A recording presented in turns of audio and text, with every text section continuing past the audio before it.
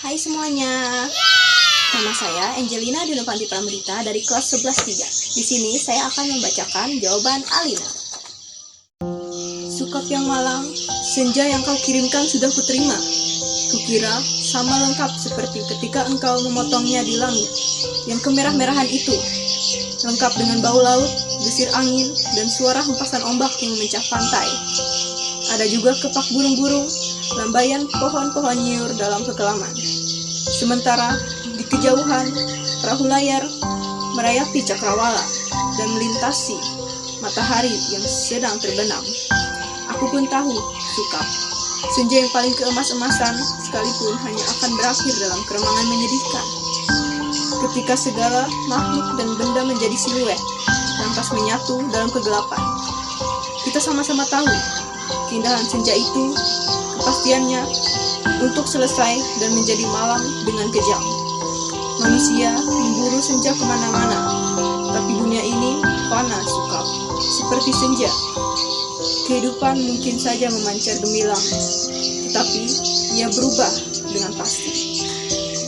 Waktu mengubah segalanya tanpa sisa, menjadi kehitaman yang membentang sepanjang pantai. Hitam, sunyi, dan gelap. Rupa-rupanya, dengan cara seperti itulah dunia ini mesti berakhir. Senja yang engkau kirimkan telah menimbulkan bencana tak terbayangkan. Apakah engkau tahu, suratmu itu baru sampai 10 tahun kemudian? Engkau tidak akan tahu, Sukap. Seperti juga engkau tidak akan pernah tahu apa yang terjadi dengan senja yang kau kirimkan ini. Senja paling tidak berharga dalam hidupku, Sukap. Senja sialan yang paling tidak mungkin diharapkan manusia.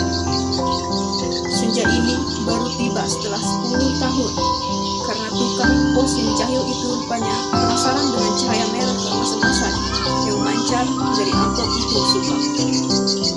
Cahaya itu telah mengganggunya semenjak ia menggenjot sepeda dari kantor pos, berkilau-kilau dan memancar di tas surat yang tergantung di boncengan sepeda.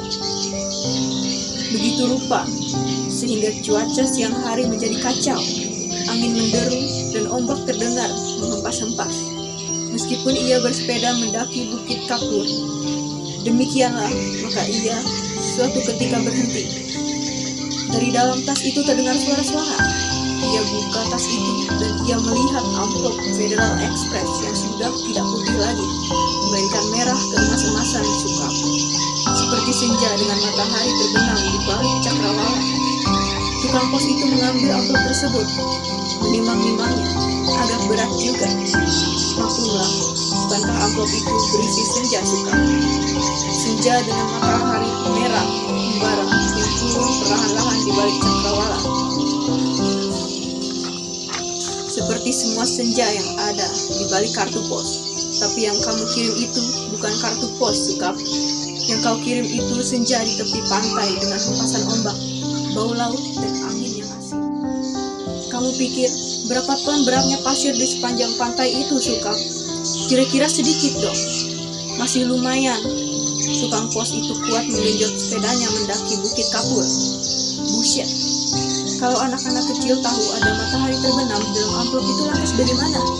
Kau tahulah, Sukap, anak-anak di daerah Bukit Kapur begini tidak punya mainan yang aneh-aneh seperti di kota. Mereka hanya tahu kambing dan kerbau, ikan dan lembut, sungai dan jagung. Nasi saja mereka jarang menyentuh. Anak-anak yang tidak pernah tahu mainan robot berjalan dengan cahaya di dadanya yang berkedip-kedip pasti akan penasaran sekali dengan cahaya senja yang memancar berkilauan merah dan keemas-emasan itu, Sukap.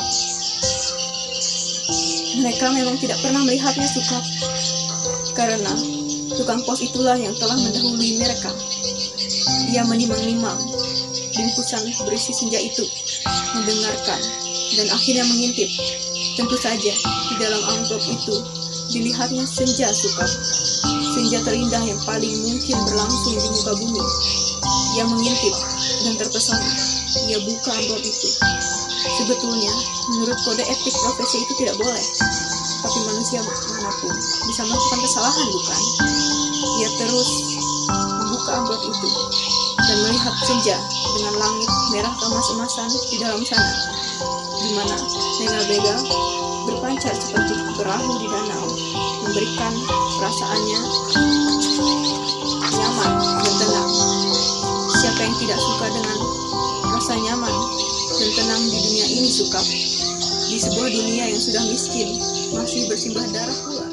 Maka jangan salahkan tukang pos itu, Sukap, jika ia kemudian menjadi begitu penasaran dan memasuki senja yang terbentang. Tidak ada yang tahu apa nasib waktu ketika anak-anak akhirnya berkerumun di sekitar sepeda yang tergeletak itu. Mereka hanya melihat cahaya senja kemerah-merahan yang semburat membakar langit. Amplop itu hanya bocor sedikit, tapi akibatnya sudah begitu rupa. Ini semua gara-gara kamu, Sukap. Sukap yang malang, bodoh, dan tidak pakai otak. 10 tahun lamanya, tukang pos itu membara di dalam amplop. Kita tidak pernah tahu apa yang dilakukannya di sana. Apakah dia kawin, beranak pinak, dan berbahagia, atau selama ini dia hanya duduk-duduk saja, memandang matahari terbenam dengan perasaan kehilangan, sementara langit yang tadinya merah keemas-emasan perlahan-lahan menggelap dan kebiru-kebiruan. Aku juga tidak tahu bagaimana caranya menikmati senja dalam amplop, Sukap. Sebuah ruang yang sungguh-sungguh terdiri dari waktu. Apakah waktu bisa diulang atau bagaimana? Aku belum pernah memasuki senja di dalam amplop. Atau apakah dunia ini sebetulnya seperti amplop, ya, Sukap, di mana kita tidak tahu apa yang berada di luar diri kita, di mana kita merasa hidup penuh dengan makna, padahal yang menonton kita tertawa-tawa sambil berkata, "Ah, kasihan betul manusia." Apakah begitu, Sukap? Kamu yang suka berhayal, barangkali tahu. Tapi aku tidak mau menghayal. Aku tidak mau kira-kira, meskipun usaha kira-kira itu begitu canggihnya sehingga disebut ilmiah. Aku mau tahu yang sebenarnya. Apakah ada yang menyaksikan kita sambil tertawa-tawa? Kalau iya, apalah artinya hidup kita ini, Sukap? Tidakkah nasib manusia memang seperti ikan yang diternakan hanya untuk mengisi akuarium di ruang tamu seorang, yang barangkali juga tidak terlalu peduli kepada makna kehidupan ikan-ikan itu? Aku tidak pernah tahu. Tidak ada seorang pun yang tahu apa yang dialami tukang pos itu di dalam amplop, sampai ia keluar 10 tahun kemudian dengan wajah bahagia. Ia sudah 10 tahun menghilang di dalam amplop, tapi ia tidak tampak bertambah tua. Apakah waktu di dalam amplop tidak bergerak? Tepatnya, apakah senja di dalam amplop itu tidak berhubungan dengan waktu? Apakah tidak ada waktu di dalam amplop Federal Express itu? Apakah aku harus peduli dengan semua ini, Sukap? Apakah aku harus peduli? Kamu betul-betul merepotkan aku, Sukap. Dasar laki-laki tidak tahu diri. Sukap yang malang, goblok, dan menyebalkan. Kamu tahu apa yang terjadi 10 tahun kemudian? Tukang pos itu tiba-tiba di depan rumah kami. Ya, rumah kami. 10 tahun. Banyak yang terjadi dong, Sukap. Misalnya, bahwa aku kemudian kawin, beranak pinak, dan berbahagia. Jangan kaget. Dari dulu, aku juga tidak mencintai kamu, Sukap. Dasar bego, dikasih isyarat tidak mau mengerti. Sekali lagi, aku tidak mencintai kamu. Kalau aku toh kelihatan baik selama ini padamu, terus terang, harus kukatakan sekarang, sebetulnya aku cuma kasihan. Terus terang aku kasihan sama kamu, Sukap. Mencintai begitu rupa, tapi tidak tahu yang kamu cintai sebetulnya tidak mencintai kamu. Makanya, jangan terlalu banyak berhayal, Sukap. Pakai otak dong sedikit. Hanya dengan begitu, kamu akan selamat dari perasaan cintamu yang power itu. Tapi bukan cinta yang sebetulnya ingin kuceritakan padamu, Sukap. Soal cinta ini sama sekali tidak penting. Kamu harus tahu apa akibat perbuatanmu ini, Sukap. Mengirim sepotong senja untuk orang yang sama sekali tidak mencintai kamu. Tahu apa akibatnya? Begitu tukang pos itu pulang, setelah menceritakan kenapa kiriman Federal Express bisa terlambat 10 tahun, kubuka amplop berisi senja itu, dan terjadilah semua ini. Apa kamu tidak tahu, Suka? Senja itu, meski cuma sepotong, sebetulnya juga semesta yang utuh. Kamu kira matahari terbenam lebih besar seperti apa? Seperti apa? Kalau sepotong senja itu di dalam amplop terus, ya tidak apa-apa. Tapi ini keluar dan lautnya membludak, tak tertahankan lagi. Bagaimana aku tahu amplop itu berisi senja, Suka? Aku bukan penghayal seperti kamu. Hidupku penuh dengan perhitungan yang matang. Aku tahu betul untung rugi setiap perbuatan, terutama apa untung ruginya untuk diriku sendiri. Betapa pentingnya hidupku selamat demi semua miku dan anak-anakku. Pura-puranya aku ini juga perempuan yang setia. Itu pula sebabnya sebelum maupun sesudah kawin, aku tidak sudi berhubungan dengan kamu, Suka. Lagi pula, aku tidak mencintai kamu. Mau apa? Tapi kamulah yang tidak tahu diri, mengirim senja tanpa kira-kira. Dunia ini jadi berantakan dan hancur lebur tiada terkira. Setelah amplop itu kubuka dan senja itu keluar, matahari yang terbenam dari senja dalam amplop itu berbenturan dengan matahari yang sudah ada. Langit yang biru bercampur aduk dengan langit kemerah-merahan yang terus-menerus berkeredap menyilaukan karena cahaya keemas-emasan yang menjadi semburan tak beraturan. Senja yang seperti potongan kue menggelegak, pantai terhampar seperti permadani di atas bukit kapur. Lautnya terhempas, langsung membanjiri bumi dan menghancurkan segala-galanya. Bisalah kau bayangkan, Suka, bagaimana orang tidak panik dengan gelombang raksasa yang tidak datang dari pantai tapi dari atas bukit. Air bah membanjiri bumi seperti zaman Nabi Nuh. Dunia menjadi gempat, tidak semua kapal dan perahu yang ada cukup untuk seluruh umat manusia, kan? Lagi pula, sampai kapan kapal dan perahu itu bisa bertahan? Tiada satu kota pun yang selamat. Lautan dari senjamu yang membuat langit merah membara itu menghepas dan membanjiri bumi dengan cepat sekali. Gedung-gedung pencakar langit di setiap kota besar di seluruh dunia, gunung-gunung tertinggi di muka bumi, semuanya terendam air. Suka, bumi ini sekarang sudah terendam air. Di mana-mana air dan langit senja tak kunjung berubah menjadi malam. Segalanya kacau, Suka, gara-gara cintamu yang tak tahu diri. Sukap yang malang, paling malang, dan akan selalu malang. Aku menulis surat ini dengan kertas dan pena terakhir di dunia, di atas puncak Himalaya. Di depanku ada sebuah sampan kecil dengan sepasang dayung dan sebungkus supermie. Itulah makanan terakhir di muka bumi. Sisa manusia yang menjadi pengembara lautan di atas kapal dan perahu telah mati semua karena kehabisan bahan makanan maupun mayat teman-temannya sendiri. Manusia memang banyak akal, tapi menghadapi senja dari dalam amplop itu tidak ada jalan keluar.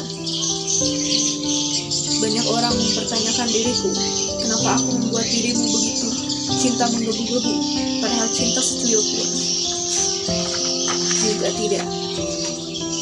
Sehingga kamu mengirimkan sepotong senja itu kepadaku dan tumpah ruah membanjiri bumi. Tapi coba katakan, itu bukan salahku toh, Suka. Aku tidak mau disalahkan atas bencana yang menimpa umat manusia. Mengapa cinta harus begitu penting sehingga kehidupan terganggu? Ini bukan salahku. Air laut melihat makin dekat. Setidaknya setengah jam lagi tempat aku menulis surat ini sudah akan terendam seluruhnya. Aku akan naik perahu, mendayung sampai Peler, makan supermie mentah, lantas menanti malam. Akan kukirim kemana surat ini? Barangkali kamu pun sudah mati, Suka. Semua pengembara di lautan sudah mati, sedangkan di puncak tertinggi di dunia ini tinggal aku sendiri. Dari hari-hari memandang senja yang selesai, di mana matahari tidak pernah terbenam lebih dalam lagi. Semesta dalam amplop itu telah menjadi pemenang dalam benturan dua semesta. Namun semesta dalam amplop itu cuma sepotong senja, sehingga dunia memang tidak akan pernah sama lagi. Kalau aku mati nanti, bumi ini akan tetap tinggal senja selama-lamanya, dengan matahari terbenam separuh yang tidak pernah turun lagi. Langit merah selamanya, lautan jingga selama-lamanya, tapi tiada seorang manusia pun memandangnya. Segenap burung sudah punah karena kelelahan terbang tanpa berhenti. Tinggal ikan-ikan menjadi penguasa bumi. Di kejauhan, kulihat ikan paus merah yang menjerit dengan sedih. Sukap, aku akan mengakhiri surat ini. Akan kulipat menjadi perahu kertas dan kulayarkan ke laut lepas. Bukan tidak mungkin surat ini akan terbaca juga, entah bagaimana caranya. Namun, siapapun yang menemukannya akan membaca kesaksianku. Jika tidak, aku pun tidak tahu apa nasib waktu. Dipandang senja yang abadi sebelum melipat surat ini. Betapapun semua ini terjadi karena cinta, dan hanya karena cinta. Betapa besar bencana telah ditimbulkannya. Ketika kata-kata tak cukup menampung. Tatap senja itu masih selalu begitu, seperti menjanjikan suatu perpisahan yang sedih. Selamat berpisah semuanya. Selamat tinggal. Alina, Pondok Aren, Sabtu 10 Februari 2001, jam 8:45.